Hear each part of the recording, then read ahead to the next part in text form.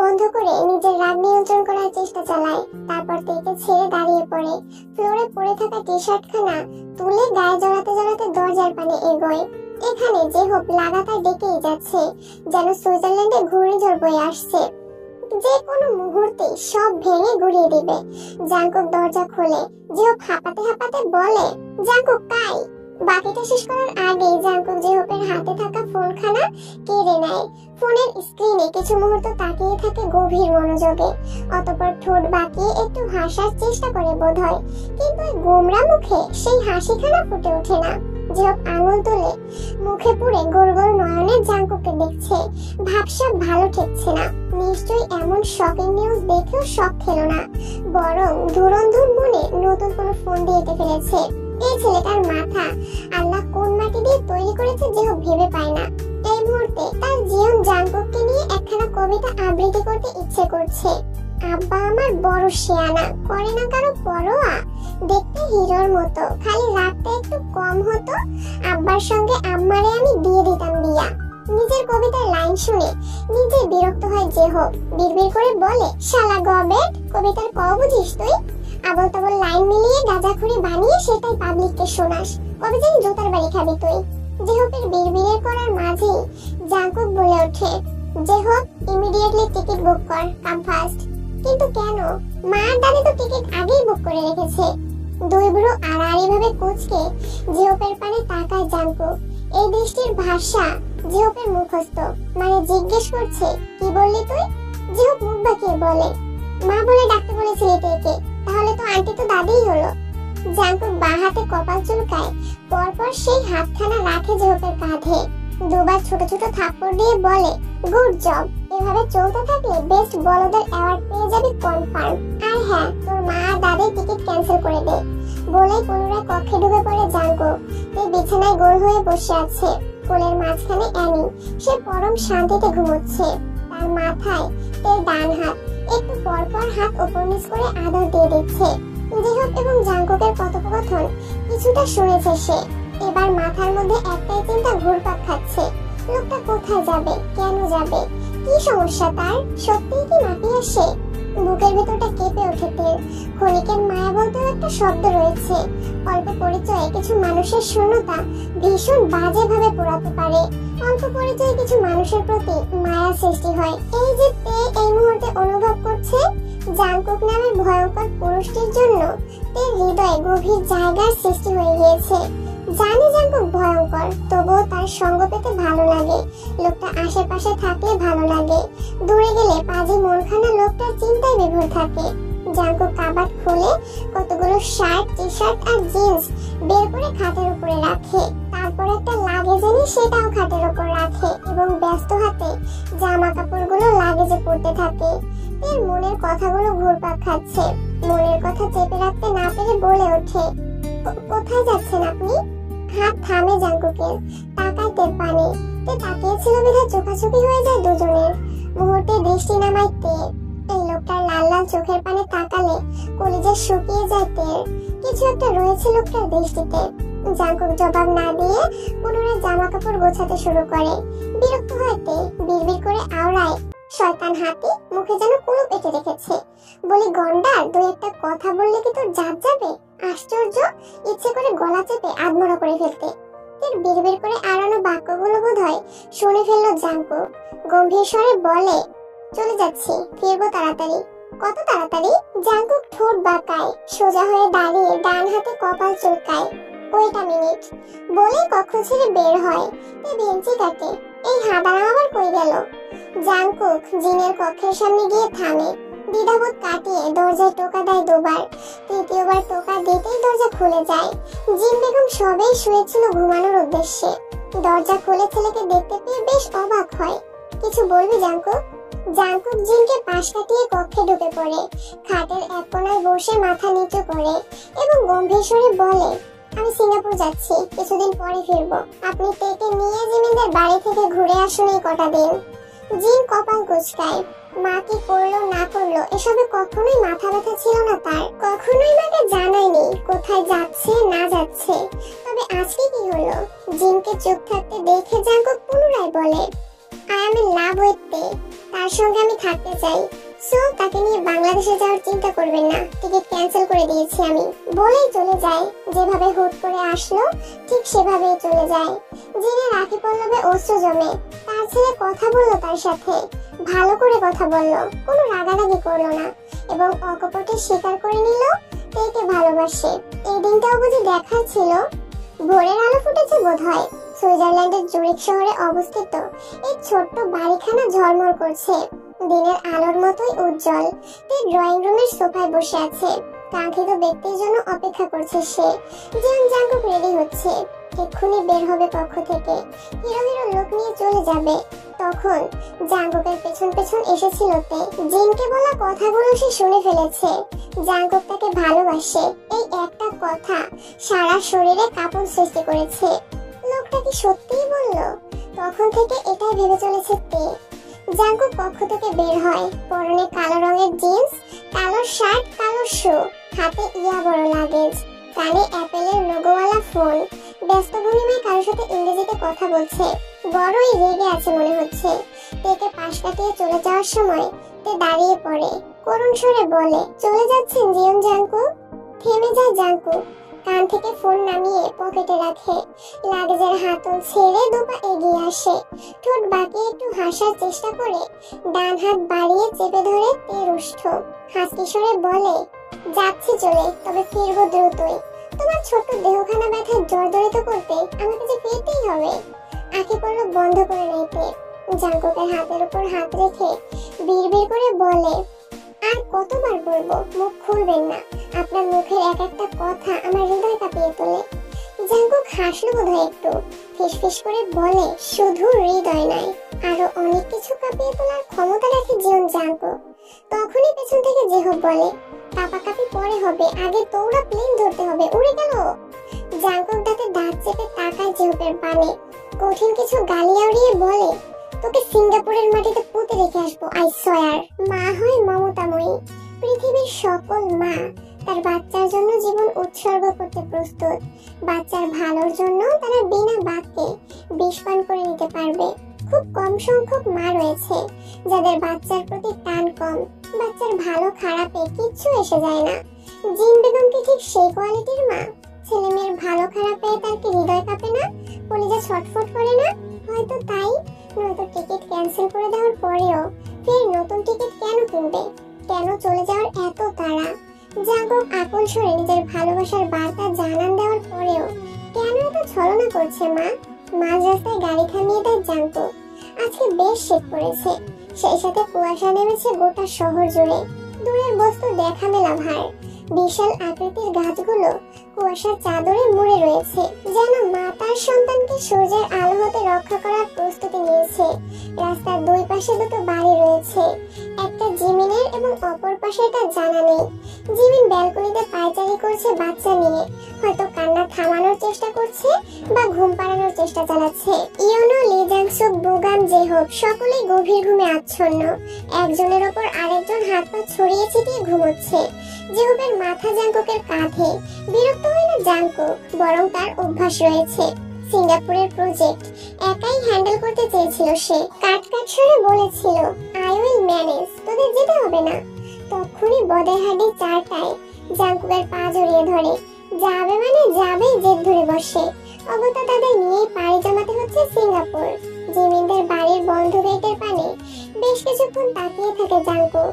মন বলছে গাড়ি থেকে নেমে জিমিনের কাছে যেতে, অনন্যা স্বরে বলতে, বনু প্লিজ আম্মুকে বল তেকে নিয়ে যেন চলে না যায়, আমি ওকে ছাড়া থাকতে পারবো না। এখানে ফিরে যেন তেকে দেখতে পাই। তবে নিজের গম্ভীর ব্যক্তিত্ব ধরে রাখতে গাড়ি হতে নামে না, ছুটে যায় না জিমিনের নিকট, বরং দক্ষ হাত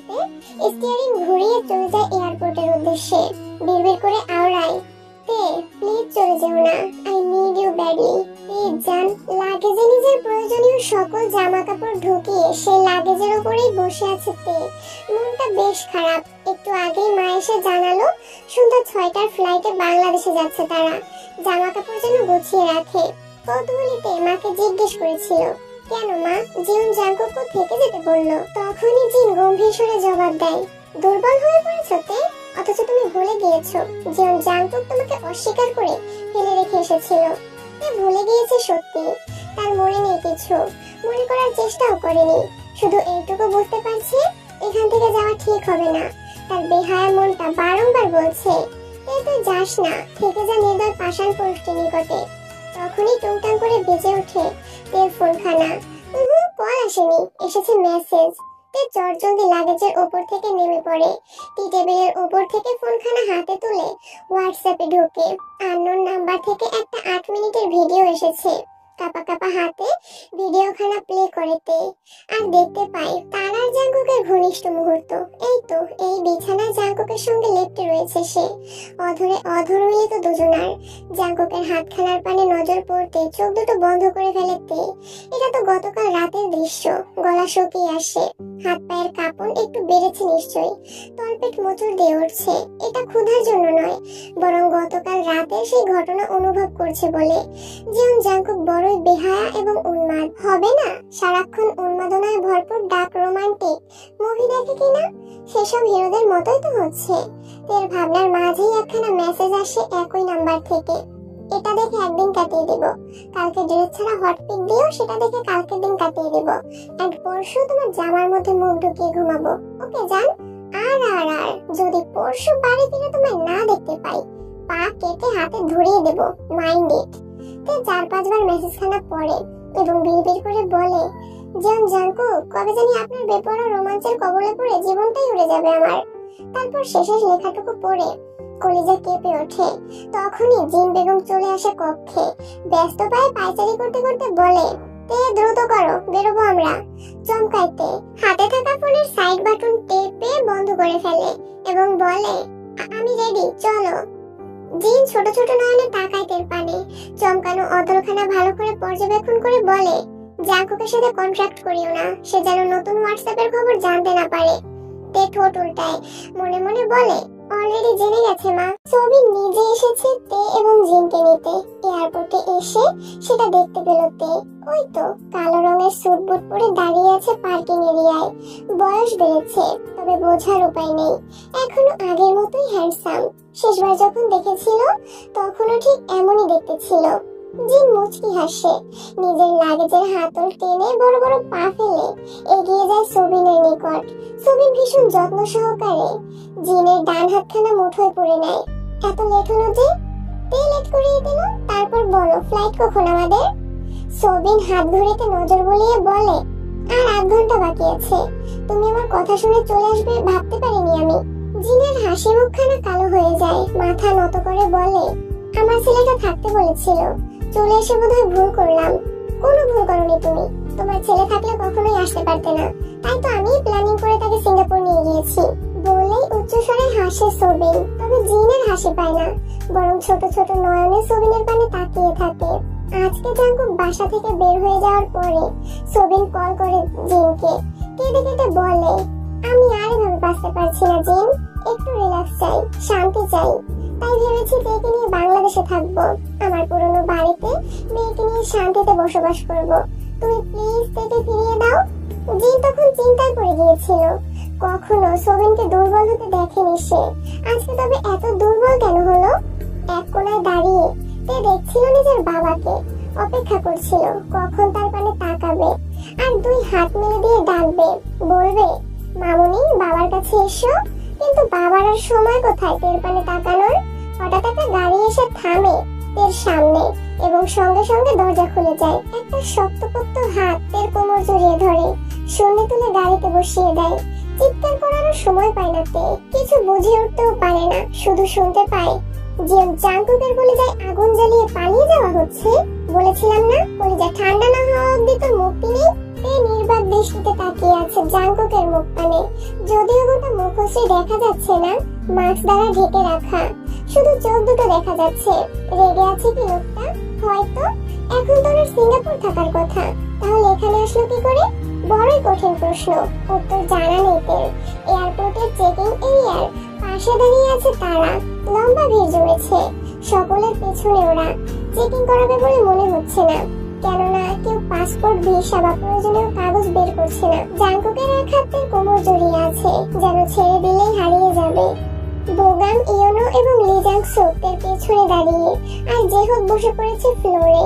মূলত জাংকুকের কার্যক্রমে অবাকের শেষ পর্যায়ে পৌঁছেই বসে পড়ার সিদ্ধান্ত নিয়েছে। দাঁড়িয়ে থাকতে একটু কষ্টই হচ্ছে, মাথা ভন ভন করে ঘুরছে যে এই তো 11 ঘন্টা আগে তাদের ফ্লাইট ছিল, কিন্তু এয়ারপোর্টে পৌঁছে জানতে পারে সকাল 7টার ফ্লাইটে নয়, বরং রাত 12টার ফ্লাইটে তারা সিঙ্গাপুর যাবে। এটা শুনে মেজাজ বিগড়ে যায় জেহপের। সে উচ্চস্বরে কিছু বলার প্রস্তুতি নিতেই জাংকুক জেহপের কাঁধে হাত রাখে এবং বলে, চল জেহপ, তোর মাকে নিয়ে আসি। জেহপ ছোট ছোট নয়নে জাংকুককে দেখে। পেছন থেকে বোগাম বলে ওঠে, কেন ভাই, বউকে ছাড়া ভাল লাগছে না বুঝি? জাংকুক বোধহয় বিরক্ত হলো, চোখ মুখ কুঁচকে বলে, বউ কেমন শব্দ? বউ একটা খাঁটি বাঙালি শব্দ। জাংকুক বিরক্ত হয় বোধহয়, চোখ রাঙিয়ে বোগামের দিকে তাকাতেই বোগাম বলে, তো কি ঝোপের মতো আমরাও মা ডাকবো নাকি? অবভিয়াসলি, তে তোদের সবার মা। বোগাম, ইয়োনো, লি জাংসুক দুই হাতে কান চেপে অসহায় স্বরে না বলে চিৎকার করে ওঠে। জাংকুক গম্ভীর স্বরে ধমক দেয়, স্টপ ইট, বাদরের মতো চেঁচাচ্ছিস কেন? ব্যাস, সকলেই ভদ্র বাচ্চার ন্যায় সোজা হয়ে দাঁড়ায়। এয়ারপোর্ট হতে 10-12 হাত দূরত্বে রয়েছে একটা শিশু পার্ক। সেটা আপাতত কুয়াশায় ঢেকে আছে। থাকারই কথা, সবে সকাল 7টা বাজে। শীতের মৌসুমে 7টা মানে ভোর সকাল। এখনো সূর্য মামা ওঠার সময় হয়নি বলেই কুয়াশারা নিজেদের আস্তানায় খুঁটি গেড়ে বসে আছে। সূর্য উঠলে আবার গাট্টি বোচকা নিয়ে পালাবে। লি জাংসুক শিশুদের ঘোড়ায় বসে কাঁদো কাঁদো স্বরে বলে, তে আমার ক্রাশ, ভাবি ডাকতে বলতো, মেনে নিতাম, তাই বলে মা। মা শব্দটা শুনেই কেমন বুকে আগুন জ্বলছে। জেহক খিলখিল করে হেসে ওঠে, গান ধরে উচ্চ স্বরে, জলে আগুন বুকেতে দে, আগুন নিভাইয়া দে, তেটা টেরা বেড়া লাগাইয়া দেবো, সবকিছু শেষ কইরা পালাইয়া দেবো। মনেরই আগুন তুই নিভাইয়া, ওই রূপের জলকানেতে গেছি হারাইয়া। বড়ই শ্রুতিমধুর জেহবের কণ্ঠস্বর। ঠিকঠাক চর্চা করলে ভালো সিঙ্গার হতে পারতো। বন্ধুরা সবাই তার গানের গলার প্রশংসা করে, তবে এই মুহূর্তে ডিপজলের বিখ্যাত গানে তাল মেলাতে পারে না ওরা, বরং বিরক্ত হয়। জেহপ ওদের থেকে সাড়া না পেয়ে গান বন্ধ করে এবং মুখ বাঁকায়, একে আপু ডাকবো, হ্যাঁ আমিও ভাবি ডাকবো, আমিও ভাবি ডাকবো, কি সুন্দর দেখতে, আমার তো শুধু তাকিয়েই থাকতে ইচ্ছে করে। ভাবছি তের সঙ্গে সেলফি তুলে ফেসবুকে আপলোড করব, ক্যাপশনে লিখবো, এরকম একটা সুন্দর মেয়ের সন্ধান চাই। জেহপ হামি তুলে দুপা এগিয়ে বোগামের পাশে গিয়ে দাঁড়ায়, এক হাত তুলে দেয় বোগামের কাঁধে, আর এক হাতে বোগামের সদ্য বেড়ে ওঠা ছোট দাড়ি টানতে টানতে বলে, ভাই কয়দিন আগে তোর হাত ভাঙলো না? যে গাড়িতে ধাক্কা খেয়ে হাত ভেঙেছিলি, সেই গাড়িখানা জিয়ং জাংকুকের। তোকে ইচ্ছে করে ধাক্কা মেরেছিল, কারণ তুই তের হাত ধরেছিলি। আজকে বোধহয় তোর চোখ দুটো গেল। বোগাম চমকে ওঠে, দোপা পিছিয়ে যায়, শুকনো ঢোক গিলে তাকায় জাংকুকের পানে। সে তাকিয়ে আছে বোগামের চোখের পানে। ভয়ে কলেজা কেঁপে ওঠে বোগামের। তাড়াহুড়ো করে বলে, মা, তে আমার মা, সে আমার আপন মা, রক্তের মা। জাংকুক বাঁকা হাসে, বোগামের ডান গালে ছোট ছোট দুটো চাপড় মেরে বলে, that's like a good boy. তারপর ওদের নিয়ে চলে যায় জিমিনের বাড়ির সামনে। সেখান থেকে ঘুরে ফিরে পুনরায় এয়ারপোর্টে এসে অপেক্ষা করে তের এখানে আসার জন্য। অবশেষে তে চলে আসে এবং তাকে কিডন্যাপ করে নেয় জাংকুক। দ্বিতীয়বার প্লেনে উঠছে তে। প্রথমবার এক্সাইটেড ছিল, কিন্তু দ্বিতীয়বারের বেলায় খানিকটা ভয় পাচ্ছে। মস্ত বড় সিঁড়ি ডিঙিয়ে প্লেনে উঠতে বুকখানা কাঁপছে। শক্ত করে চেপে ধরে জাংকুকের হাত। ভেবেছিল এবার বোধহয় ধমক খাবে, পাষাণ পুরুষ ধমকে বলবে, ইডিয়েট, প্লেনে উঠতেও পারো না। তবে তের ভাবনা ভুল প্রমাণ করে জাংকুক নিজেই এক হাতে জড়িয়ে ধরে তেকে, আশ্বাস দিয়ে বলে, ভয় পেও না, আমি আছি। খুশিতে মনটা নেচে ওঠে তের, ঠোঁটের কোণে ফুটে ওঠে মৃদু হাসি। তবে একটা ব্যাপার ভেবে অবাক লাগে, প্লেনে ওঠার তাড়া নেই কোনো মানুষের, শুধু তারাই উঠছে। একটু দূরে থাকা আরেকটা প্লেনে শত শত মানুষ উঠছে, ভিড় জমে আছে, কিন্তু তাদের প্লেনে কোনো ভিড় নেই। আশ্চর্য ব্যাপার, অতঃপর প্লেনে উঠে নিজেদের জন্য বরাদ্দকৃত আসনে বসে পড়ে। পাশে বসে জাংকুক, ওদের পেছনে বসেছে জেহোপ, লি জাংসুক, ইয়োনো এবং বোগাম। আর কেউ নেই, গোটা প্লেন ফাঁকা। তে অবাক হয়, ঘাড় বাঁকিয়ে এদিক ওদিক তাকিয়ে বলে, জাংকুক, প্লেন ফাঁকা কেন? আর মানুষ কোথায়? জাংকুক মুখের মাস্ক খুলতে খুলতে জবাব দেয়, সবাই মরে গেছে। তে ভেংচি কাটে, বিড়বিড় করে বলে, হাতের বাচ্চা গন্ডার, ঠিকঠাক কথাও বলতে জানে না। জাংকুক শুনে ফেলে, মুহূর্তেই কোমর জড়িয়ে ধরে তেল একটানে নিজের কোলে বসিয়ে দেয় এবং কামিজের ফাঁকে হাত ঢুকিয়ে কাঁধে ঠোঁট রাখে। ফিসফিস করে বলে, কথা বলতে না পারলেও রোমান্স করতে পারি ঠিকঠাক। হাঁসফাঁস করে ওঠে তে, জাংকুকের কালো রঙের সুটখানা চেপে ধরে, বিড়বিড় করে বলে, এটা পাবলিক প্লেস, প্লিজ ছেড়ে দিন, সবাই দেখবে। হু কেয়ারস? তের ইচ্ছে করে বেয়াদব লোকটার মাথায় একটা বাড়ি মারতে, দাঁতে দাঁত চেপে বলে, লজ্জা শরম আপনার না থাকতে পারে, আমার আছে, ছাড়ুন। জাংকুক ছাড়ে না, বরং কাঁধ হতে ঠোঁট নামিয়ে গলায় রাখে, বেশ শক্তপোক্ত একখানা কামড় দিয়ে পাশে বসিয়ে দেয়। তে চোখ বন্ধ করে স্তব্ধ হয়ে বসে আছে। কামড়ে দেওয়া জায়গাটায় বেশ জ্বলছে, তবুও টু শব্দ করছে না। মুখ খুলে জাংকুক নিজেই সামনে থাকা মনিটর টাইপের টিভিখানা চেপে মুভি সিলেক্ট করতে করতে বলে, আমাকে ছেড়ে যাওয়ার কথা চিন্তা করার পানিশমেন্ট ছিল এটা। তে চোখ খুলে ঘাড় বাঁকিয়ে তাকায় জাংকুকের পানে। আর যদি চলে যেতাম, খুঁজে বের করে লং টাইম কামড়ে দিতাম। কামড়ানোর জায়গাটা ভিন্ন হতো। রাগ বা বিরক্ত হওয়ার কথা ছিল, তবে তে হেসে ফেলে, এক হাতে মুখ চেপে মৃদু হাসে। মনে মনে বলে, আপনাকে ছেড়ে যেতে কি আর আমার ইচ্ছে করছিল নাকি? জাংকুক একখানা গান সিলেক্ট করে, যারা বেহেক্তাহে গানটা। সঙ্গে সঙ্গে সাদা রঙের লাইট নিভে যায়, জ্বলে ওঠে নীল রাঙা লাইট। জাংকুক গানটা একটু টেনে মাঝখান হতে প্লে করে, ভলিউম একটু বাড়ায়।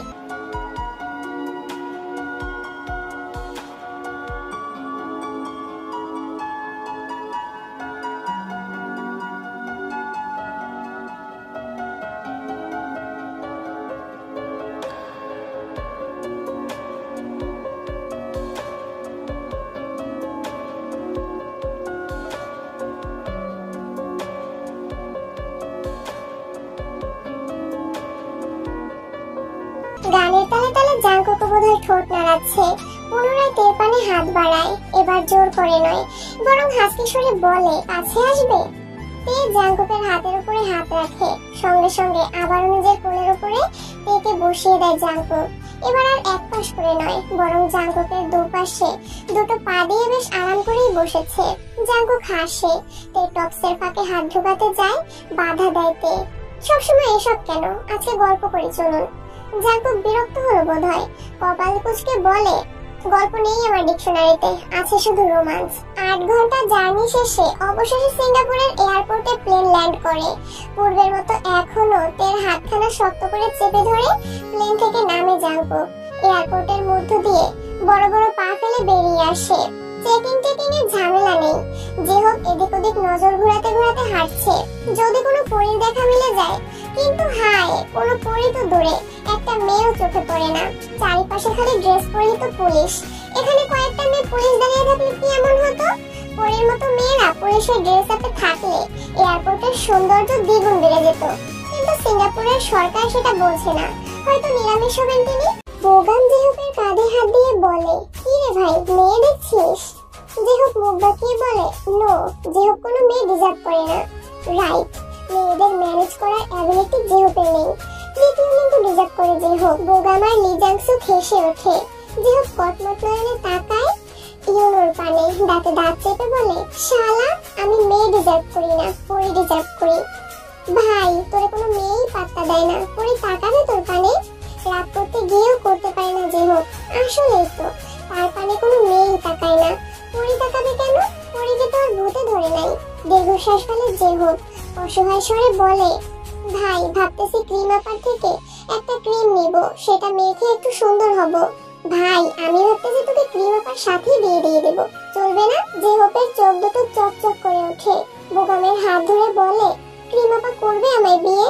করলেও করতে পারে। তে জাংকুকের হাত ধরে হাঁটছে ঠিকই, তবে তার মনোযোগ ছিল জেহোপদের কথায়। মিটমিট করে হাসছে সে। হঠাৎ করে একটা ট্রলির সাথে পা বেঁধে যায় তের। অসাবধানে হাঁটার ফলে এমনটা হয়, একটুখানি ব্যথা পায় পায়ে। মৃদুস্বরে আহ বলে ওঠে, জাঙ্কুক দাঁড়ায়, পাশ ফিরে ট্রলের পারে তাকায়। ট্রলিখানা মাঝারি বয়সী একটা মেয়ে ঠেলে নিয়ে যাচ্ছিল। সে অনবরত সরি শব্দটা আওড়াচ্ছে। সেই সরিতে তের মন গলেও জাঙ্কুকের গলে না। সে ক্রোধের সাথে লাথি মারে ট্রলিতে। দুটো লাগেজ এবং একটা হ্যান্ডব্যাগ সহ ট্রলিখানা উল্টে যায়। চমকে ওঠে সকলেই। এখানেই শেষ নয়, উল্টে পড়া ট্রলিটিকে আরো কয়েকবার পায়ের আঘাতে ভেঙে ফেলে। মেয়েটি ভয়ে কয়েক পা পিছিয়ে যায়। তে জেহপের পেছনে গিয়ে লুকায়। কিছু পুলিশ দৌড়ে আসে।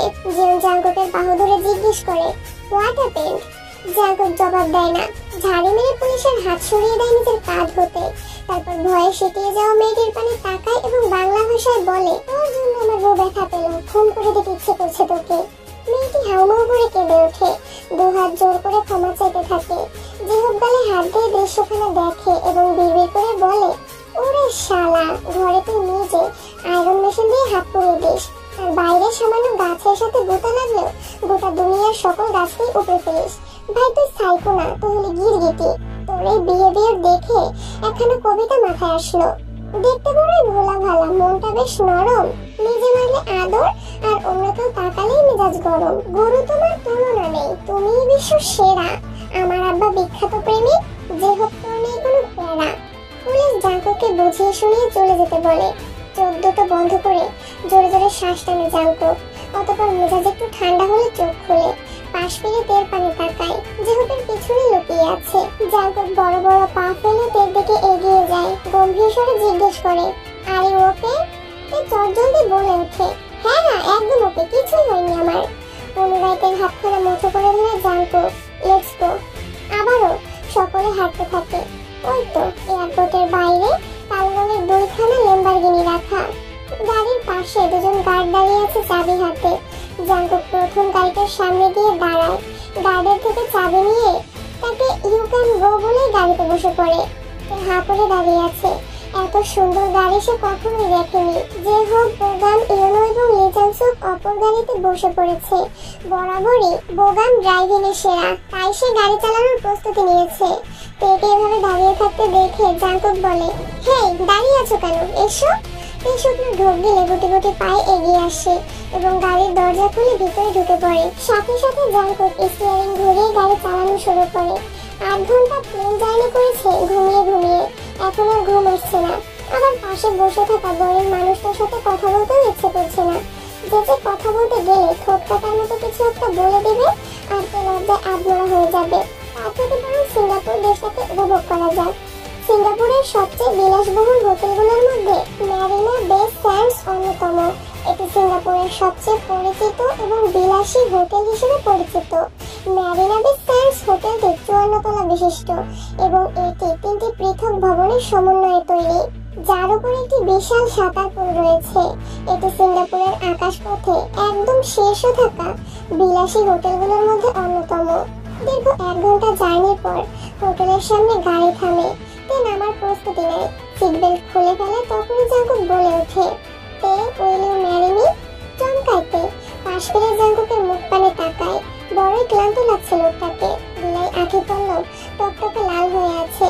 শুকনো ঢোক গিলেতে মাথা নিচু করে কিছু বলতে যায়, তার আগেই জাঙ্কুক কোমর জড়িয়ে ধরে তার কাঁধে মুখ গুজে ফিসফিস করে বলে, I can not control myself. জানো প্লেনে কতবার কন্ট্রোল করেছি নিজেকে। আমি চাচ্ছি আজকে এখনই তোমাকে দ্বিতীয়বার বিয়ে করতে। জাঙ্কুককে নিজের থেকে সরানোর চেষ্টা করে না, বরং চুলের ভাঁজে হাত ঢুকিয়ে বলে, আমি ব্রাইট।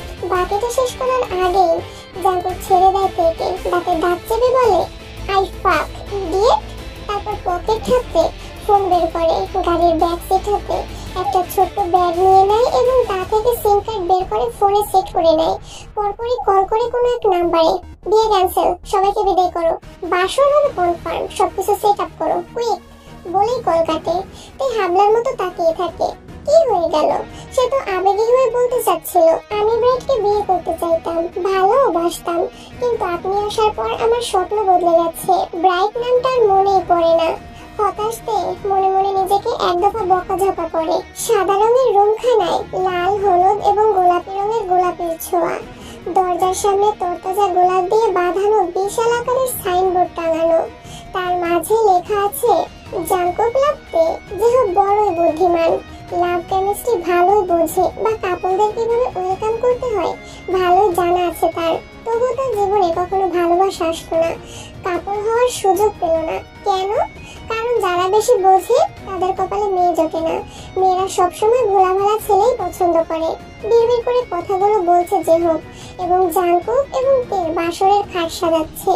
পুরোটা কক্ষ সাজানো হলেও বাকি রয়ে গেছে খাটটা। ম্যারিনা বে স্যান্ডস হোটেলের 20তম তলায় একদম কর্নারের রুমটা জাংকুক এবং তের জন্য বুক করা হয়েছে, এবং তার পাশের রুমটা জেহবদের। সব বন্ধুরা মিলে এক কক্ষেই রাত্রি যাপন করবে। জাংকুকদের কক্ষের বিশেষত হচ্ছে এই কক্ষের সঙ্গে যুক্ত সুইমিং পুল রয়েছে এবং বারান্দা। বারান্দা হতে বিশাল বড় আকারের পাহাড় দেখা যায়। বোগাম, লিজাংসুক এবং ইয়োনো সুইমিং পুলে গোলাপের পাপড়ি দিয়ে সাজাচ্ছে। সাজাচ্ছে বললে ভুল হবে, বড় বড় অক্ষরে লিখছে হ্যাপি ফুলসজ্জা। লিজাংসুক একটু দুষ্টুমি করে সুইমিং পুলের উপরে লিখেছে বাসর শেষে এখানে গোসল করে নিস।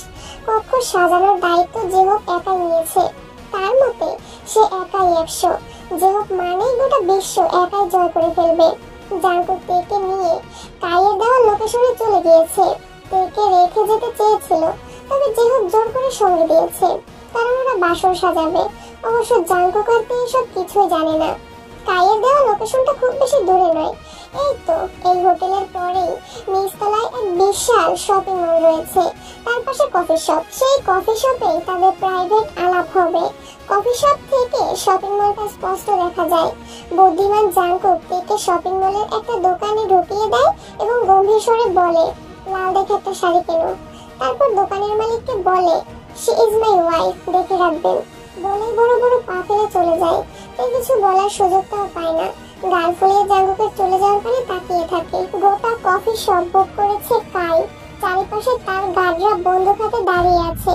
সকলের পরনে কালো রঙের শার্ট এবং মাথায় কালো রুমাল বাঁধা, যেন পারফেক্ট গুন্ডা।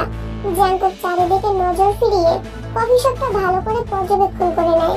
তারপর ঘাড় বাঁকিয়ে তেল পানি তাকায়। বুদ্ধুটা এখনো একই ভঙ্গিমায় দাঁড়িয়ে আছে। বিরক্ত হয়ে জাংকুক কপাল কুঁচকে নজর ফিরিয়ে নিয়ে বড় বড় পা ফেলে কফি শপে ঢুকে পড়ে। গোলাপি রঙের সোফায় 2 হাত পা মেলে বসে আছে কাই। কালো রঙের জুতো পরা পা জোড়ার সামনে থাকা টি টেবিলে রাখা। জাংকুক সোজা গিয়ে কাইয়ের সামনে সামনে দাঁড়ায়। জাংকুককে দেখে কাই কুটিল হাসে। চোখে থাকা কালো রঙের সানগ্লাস খুলে বলে, যে জাংকুক যে, বসুন। জাংকুক বসে না, আশেপাশে তাকিয়ে কিছু খোঁজার চেষ্টা করে এবং পেয়েও যায়। টি টেবিলের পাশেই একটা চামচদানি রাখা রয়েছে, সেখানে ধারালো ছুরিও আছে। ছুরিখানা তুলে নেয় জাংকুক এবং চোখ বন্ধ করে ছুরি মারে ডান পাশে। মুহূর্তেই একজন গার্ড চিৎকার করে ওঠে, কেননা ছুরিটা তার চোখে বিঁধেছে। গড়িয়ে পড়ে ফ্লোরে। গলাকাটা মুরগির মতো ছটফট করতে করতে নিজেকে বাঁচানোর জন্য কারোর সাহায্য চাইতে থাকে। কাই ভরকায় টি টেবিল হতে পা নামিয়ে ফেলে। হাতে থাকা সানগ্লাস কখন হাত ফসকে পড়ে গিয়েছে ফ্লোরে। বাকি গার্ডগুলো অবাক হয়েছে। কয়েকটা গার্ড আহত গার্ডকে ধরে হাসপাতালের উদ্দেশ্যে বেরিয়ে পড়ে। কাইয়ের গলা কাঁপছে। তিনি শুকনো ঢোক গিলে বলে, একা এসেছো জীবন জানতো, আমি চাইলে তোমাকে মেরে পুঁতে ফেলতে পারি সিঙ্গাপুরের মাটিতে। জানতো বোধহয় মজা পেল। ঠোঁট বাঁকিয়ে টি টেবিলের উপরে পা রাখে। কাইয়ের দিকে একটু ঝুঁকে বলে, আমাকে ছুঁয়ে দেখা। কাই জিভ দ্বারা ঠোঁট ভেজায়। ইতিমধ্যেই তার কানে খবর পৌঁছে গিয়েছে তার ছেলে মিসিং। কাজখানা যে জীবন জানতোকে সেটা বেশ ভালোই জানে সে। তাই মতো স্বরে বলে, মারলে কেন তাকে? আমার বউয়ের পানে তাকিয়েছিল। যে তাকাবে তারই চোখ তুলে ফেলবে? ইয়েস, কিন্তু কেন? তুমি যেমন জানতো হাজারো মেয়ে তোমার জন্য পাগল, তাহলে একটা মেয়ের জন্য পাগলামির মানে কি? কি আছে তার মধ্যে? আহামরি সুন্দরও না, সে তোমার উপযুক্ত নয়। জাংকুক তাকে দাঁত চেপে জবাব দেয়, ওই একটা মেয়ের মাঝেই আমি আমার গোটা দুনিয়ার সৌন্দর্য দেখতে পাই। তার পানে যেই তাকাবে তাকেই জ্যান্ত পুঁতে ফেলবো, সে আমার বাপ হোক বা বন্ধু। আর কিছু বলার সাহস পায় না কাই। অথচ জীবন জাংকুককে ট্র্যাপে ফেলানোর কত না ফোন দিয়ে এসেছিল। জাল দলিল বানিয়ে এসেছে। তেকে কিডন্যাপ করে সে দলিলে সাইন নেবে জীবন জাংকুকের থেকে। তারপর সুইজারল্যান্ডের রাজা হবে সে। তের বাবা সোবিনের সাথে প্ল্যানিং সেরে ফেলেছে। অথচ জীবন জাংকুকের মুখ দেখে প্যান্ট ভিজে যাচ্ছে তার। প্ল্যানিং কি করে সাকসেসফুল করবে? কাইয়ের এই ভাবনার মাঝেই জাংকুক বলে ওঠে, সিঙ্গাপুর তুই আমায় আনিসনি, আমি তোকে এনেছি। Just wait and see. তোকে আর সোবিনকে যদি কুকুরের মতো না পিটিয়েছি তো আমার নাম জেন জাংকুক নয়। নিজ বক্তব্য শেষ করে বড় বড় পা ফেলে কফি শপ থেকে বেরিয়ে আসে জাংকুক। তাই এবং তার গার্ডরা বড় বড় নয়নে দেখতে থাকে শুধু।